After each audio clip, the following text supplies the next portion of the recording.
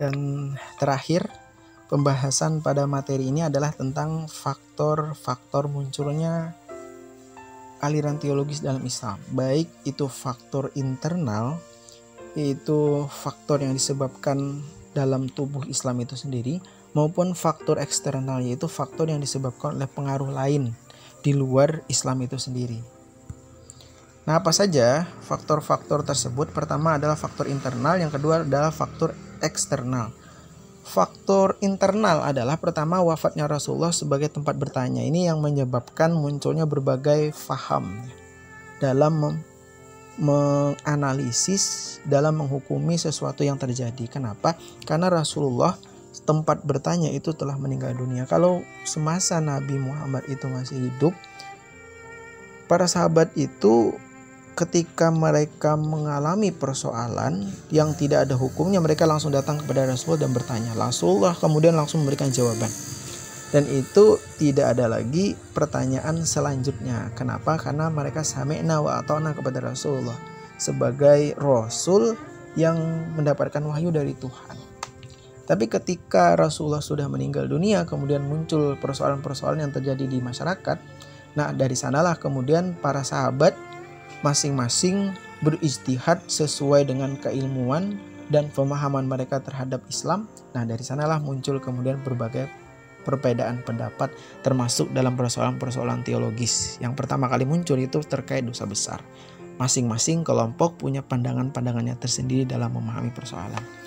Nah, kemudian juga karena perbedaan pemahaman penafsiran terhadap Al-Quran maupun hadis. Nah, itu yang terjadi ya tadi dengan misalnya aliran Jabariyah dan Qadariyah. Jadi dalam satu persoalan mereka punya pandangan yang berbeda. Kenapa? Karena mereka punya dalil juga masing-masing. Jadi Jabariyah punya dalil, Qadariyah punya dalil.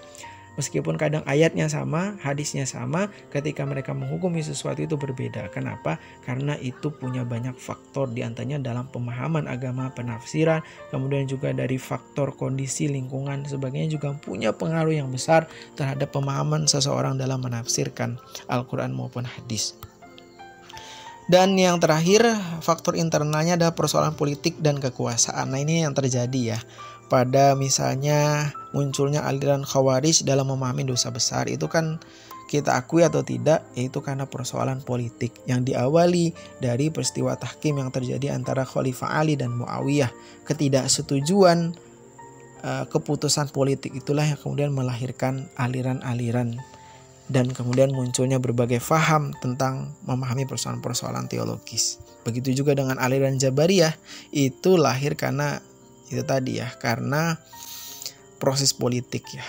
Jadi sengaja dikembangkan oleh dinasti Umayyah untuk membungkam masyarakatnya. Kemudian lahir lagi aliran Qadariyah yang merespon pandangan-pandangan Jabariyah yang dikembangkan oleh dinasti Umayyah tersebut. Jadi memang itu tidak lepas dari persoalan-persoalan yang politik ya. Tidak hanya pemahaman terhadap Al-Quran maupun hadis, tapi juga dilandasi karena persoalan politik.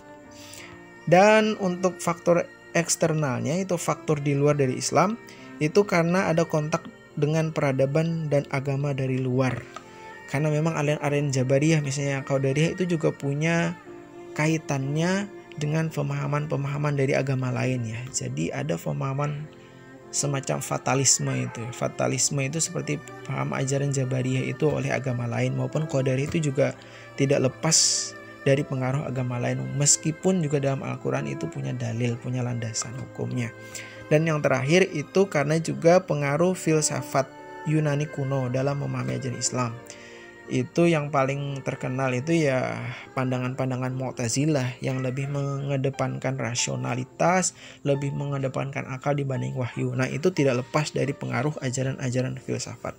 Kita tidak berbicara mana salah, mana benar, tapi kita hanya melihat pengaruhnya ya, pengaruh dari pemahaman itu.